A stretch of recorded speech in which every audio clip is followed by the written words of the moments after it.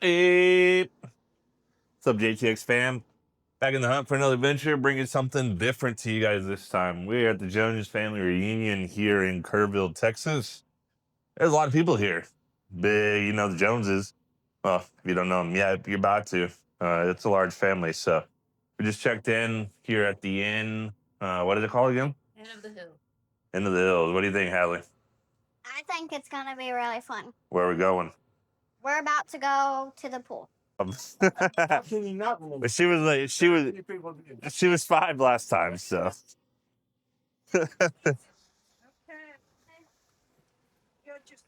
All right. Yeah, Hadley is. Yes, sir.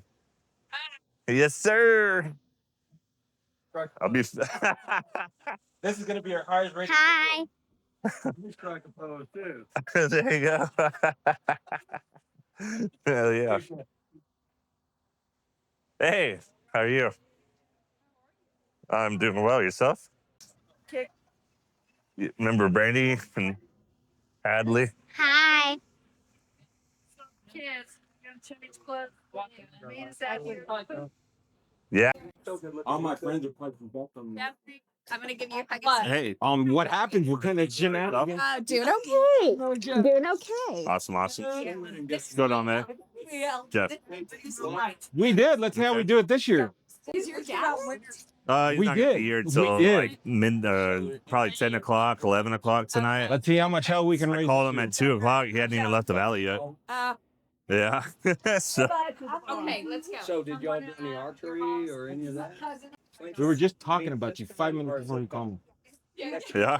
Yeah. Well, we're gonna surprise you. No, but because Greg reminded. Remember what happened last time?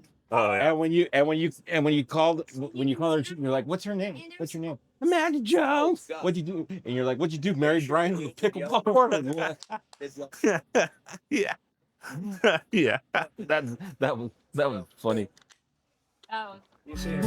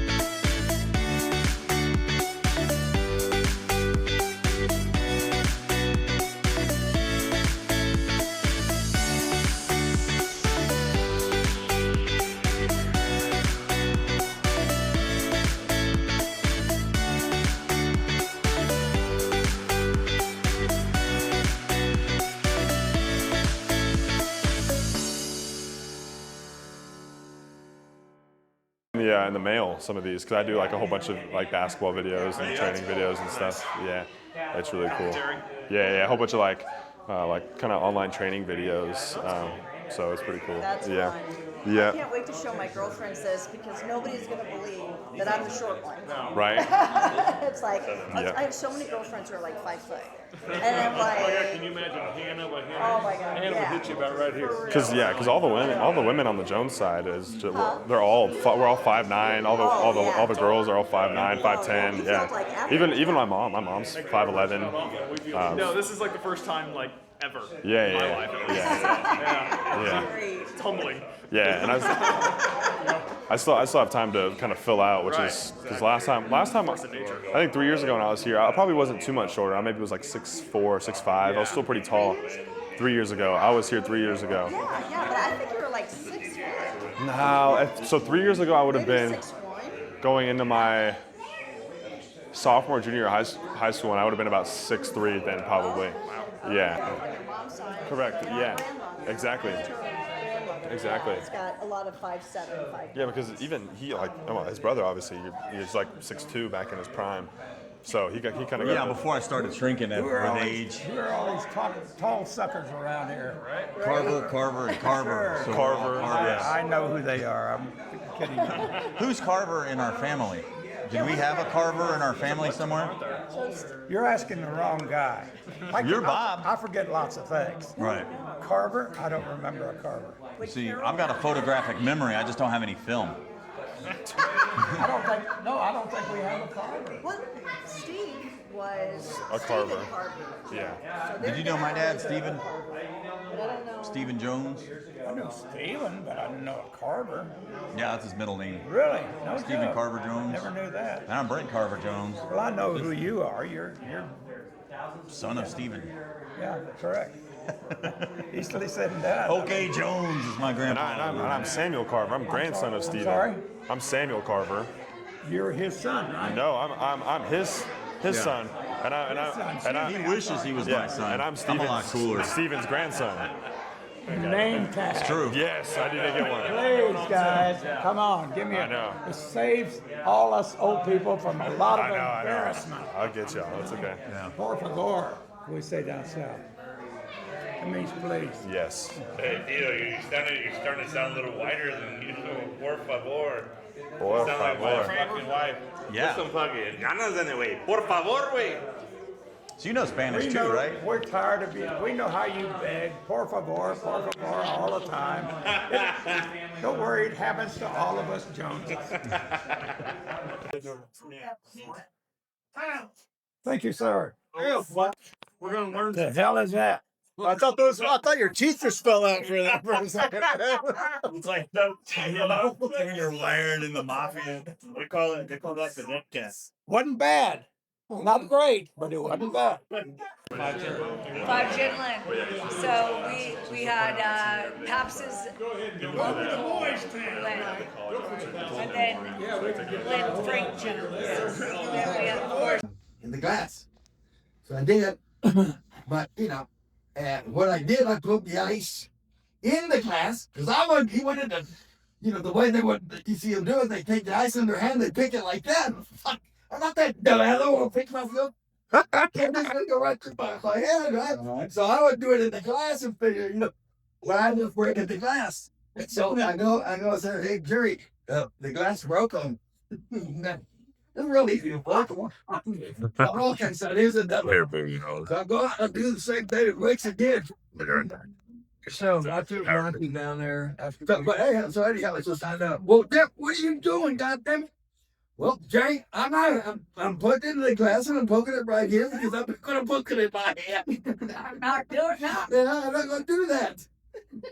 No, he decided to go off the hell with that. He started doing it himself. Right. Well, Ice was a major thing down there. So there was a.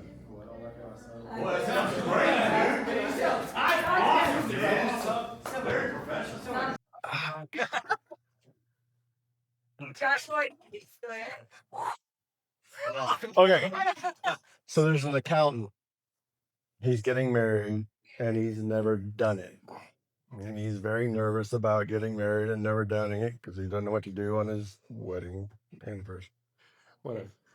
So he has a shrink and he goes to a shrink and he says, "Shrink, I got a problem. I'm about to get married and I've never done it and I don't know what to do."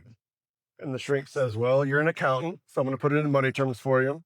I want you to go home. I want you to practice this. Dime, dime." Goes home. He's like, "All right, dime, dime." Figures it out. Comes back. He's like, "Doc, I got it. Dime, dime." He said, "All right, good. Want you to go home. Want you to practice dime, dime, quarter." All right. So he goes home and tries dime, dime, quarter. Comes back. He's like, "Doc, I got it. Doc, I got it. Watch. Dime, dime, quarter." He said, "Good. You got it. What you need to do is you need to go dime, dime, quarter, dollar. And when you get to your honeymoon, everything will be fine." So, okay, thanks, Doc. So they get married, go to their honeymoon, everything's going fine. He's like, dime, dime, quarter, dollar. She's like, "That's good, that's good." He said, "Okay, dime, dime, quarter." She said, "Faster, faster." He said, "Dime, dime, quarter, dollar. Faster, dime, dime, quarter, dollar. Faster, dime, dime, quarter. Faster, fuck it. Buck 45, buck 45, buck 45.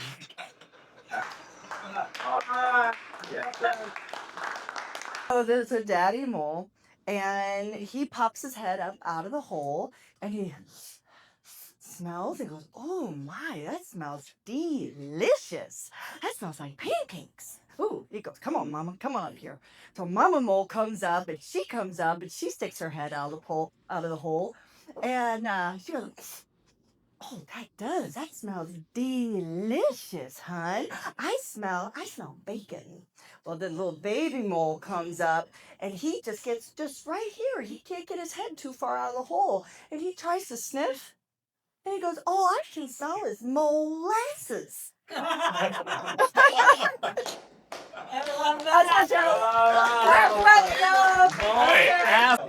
Yeah, but it's a lot of work. That's the problem. So they it's called The Last Private, and it's the setting is in World War II. Okay, and it's called The Last Private. So they're having to take a hill. So the Americans about against the Germans, and they're going up on a hill. The Germans are coming up on this side. The Americans are coming up on this side, and they have to take this hill for strategic reasons. And so the armament crate lands over here on the American side, and when the sergeant starts handing out the weapons, he gets all the way down to the last private that comes up, and everyone's getting their rifles and everything. And it gets to the last guy comes running up to get the get the weapon, and the sergeant looks at him, looks in the crate, and says, we're out of guns." And he's like, "Well, what am I supposed to do?" And he's like, and he looks around and he grabs a broomstick and he hands it to the private and he says, here's your rifle." He's like, "What the hell am I supposed to do with this?" He said, "Well, when you get into battle up there, you got to point it at the enemy. You got to point it at the German. You say, bangity, bangity, bang." And the private's like, "This is stupid. You have anything else that I can do for a weapon?" And he's like, "Yeah, sure. I got something right here." And he takes a stick like this. He's like, "Give me your gun." And he takes the gun and he tapes up a little stick on the end of the broomstick. And he says, "This is your bayonet. When you see someone get a little too close, you say, stabbity, stabbity, stab. And that should do it." He's like, "I'm out of here. I'm leaving." He says, "You better get up that hill. Or I'll blow you away right now for insubordination. Now get up there and fight, private." Private's, "Oh, God." So he's going up the hill, and he gets up to the hill, and he looks, and I mean, the battle's raging. People are just, everything going on, and he's just like, "This is insane." And he sees this German just over there by nobody's around, so he looks at it, and he takes the shot, and he's like, bangity, bangity, bang. And the German falls to the ground. He's like, "No way." And so he starts getting a little confidence. He sees another German. He's like, bangity, bangity, bang. And the German grabs his chest, falls to the ground, and he starts getting cocky, right? And he starts going through the battlefield, and it's on. So he's going through the field, and he's like, bang, bang, bang, bang, bang. And all of a sudden, this German jumps out from behind a bush, and he's like, stabbing, stabbing, stabbing. And the guy dies, and he's just blazing through this field. All of a sudden, just the dust starts to settle. Everybody's dead. And he's just like, wow, the last man standing. But then out of the fog, out of the dust of the war, there's this guy just walking right at him. And he's like, easy shot here. So at 50 yards, he's like, bang, bang, bang. Guy doesn't even budge. And he just walking around the corner. And he's just like, huh. Guys, comes in 20 yards, 15, 10, like, bang, bang, bang, 70, 70, 30. And the guy just rolls right over. Just, and the last thing this Briley hears before he dies is tankety, tankety, tank. All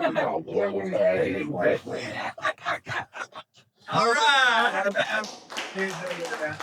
Standing in rain. Well, you don't have to call me darling, darling. You never even call me by my name. That's the one you wanted, Bob? That's the one. All right. Hey, before you put that down, can you do Bobby McGee for us? I can. This is actually, it segues into Lindsay's song. So wait on, let's hear it. Busted flaps in Baton Rouge, looking for a train, feeling nearly faded as my dream. Bobby flagged the diesel down right before it rained, took us all the way to New Orleans. Well, I pulled my harpoon out of my dirty red bandana, and I was singing Lord while Bobby sang the blues. With windshield wipers slapping time, Bobby clapping, and we finally sang up all the songs that driver knew. Well, freedom's just another word for nothing left to lose, and nothing ain't worth nothing if it ain't free. Well, feeling good was easy, Lord, while Bobby sang the blues. Feeling good was good enough for me. Good enough for me, my Bobby McGee. We're going to go ahead and get our dinner started. So just to kind of give you a little bit of the lay of the land, I just want to say a huge thank you to everybody who has come from near and far, everybody who has contributed and given thanks for the hospitality room. Really, really, really appreciate you guys. So thank you very much. I'm so thank you guys. Hey, thanks for you. Thank you.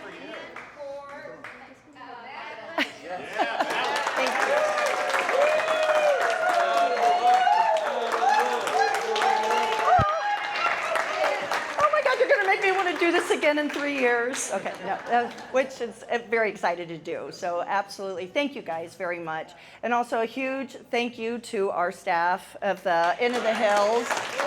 You know, this has been